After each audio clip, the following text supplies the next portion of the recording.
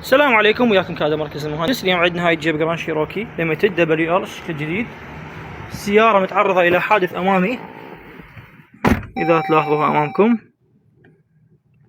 على أثر الحادث متكسر الرادار. صاحب السيارة بدل الرادار أمامي مستعمل لكن بلا جدوى ما يشتغل. كذلك نظام الحفاظ على الثبات على المسار متوقف إذا تلاحظوا حاليا يرمش. وأيضا نبدل لايت أمامي أيمن والكيلومتر حاليا دا يرمش لأن ما معرف على السيارة حاليا. راح نبرمج قطعة الرادار الأمامية المستعملة، كذلك نعيد تفعيل نظام الحفاظ على الثبات على المسار ونوقف الترميش مال الكيلومتر الموجود حاليا. تابعوا الفيديو للنهاية. السلام عليكم، رجعنا لكم بهاي جيب جراند شيروكي دبليو ال اللي بلغناكم بداية الفيديو بأنه كانت بها مشكلة بالرادار الأمامي. فضل رب العالمين توفيقه حاليا على الخط السريع فاعلين نظام القيادة الذاتية. إذا تلاحظون نظام الاكتيف لان مانجمنت حاليا فعال وبدون أي مشكلة. حاليا احنا بدون بريك وبنزين والسيارة ثابتة على الخط ومحافظة على السرعة اللي محدديها احنا لها.